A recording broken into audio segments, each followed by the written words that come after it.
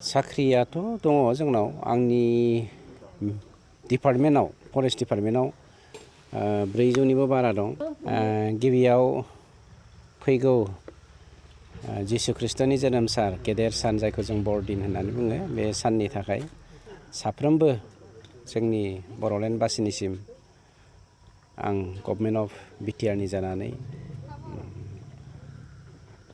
आंनि गोरबोनिफ्रायबो जानानै आरो आंनि न'खरनिफ्रायबो जानानै आंनिफ्राय बेस्ट उइसेस जासिहरबाय।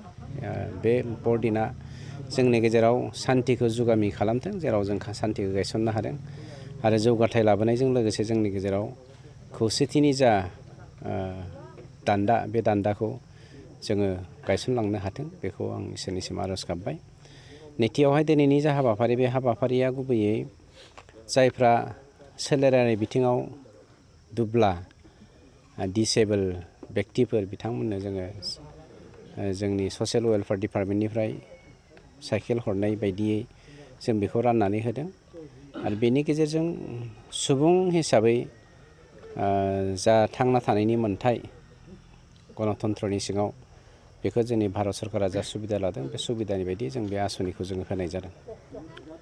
सार, रायजोफ्रा बुंबाय थायोदि माने फरेस्ट डिपार्टमेन्टआव साख्रि ओंखारगोननि बाथ्रा, आसलथे बियो माब्ला ओंखारगोन? माने रायजोफ्रा साख्रियाथ' दङ जोंनाव आंनि डिपार्टमेन्टआव फरेस्ट डिपार्टमेन्टआव 400निबो बारा दं।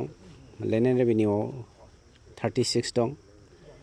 बेफोरबायदिनो गुबुन गुबुन डिपार्टमेन्ट लानानै पिडब्लिउडिआवबो दं, WPTआवबो दं, WPTआव गैया PWDआव दं, ओमफ्राय माबायाव दं हेल्थआव दं, ससियेल वेलफेयाराव दं, स्पर्ट्सआव दं, ओमफ्राय जोंनि नैबे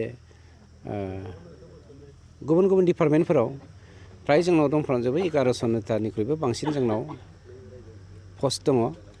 बे पस्टखौ आरो गावब्राबो दङ। गावब्राखौ जोङो बावैसोनो इन्टारभिउ होग्रोनायनि थाखाय जों बेब'स्था लानो नागिरबाय।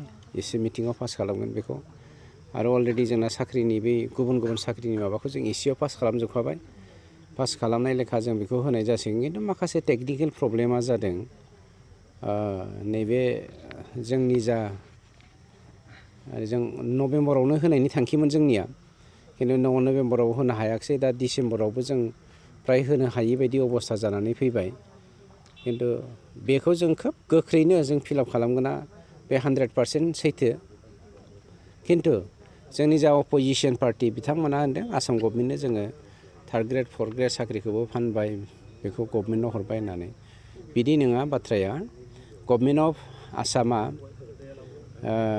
गावसिनि दैदेननायाव 1,30,000निख्रुइबो बांसिन पस्ट क्रिएट खालामनानै साख्रि होनायनि जा हाबाफारि, बे हाबाफारिखौ गासैबो आसाम नाङैनो फोसावनाय जादों। दानिया जोंनि गुबै दाजाब जा जोंनि अनजिमा, बे अनजिमाया जादों जोंनाव लाख लाख बेखार लेखा गोरों सेंग्रा सिख्लाफोर दङ।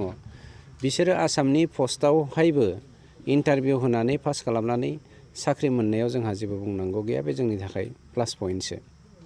बेनिखायनो बेखौनो लानानै गोबांफ्रा होनदों माने प्रमद बर' बिथांनि दैदेननायाव जोंनि UPPL सरकारा दिनै गासैखौबो आसामनो फानबाय होनो। बेफोर बाथ्राया नंखाय बाथ्रा। बावैसोनो जों प्रमान होनो थांगासिनो दङ।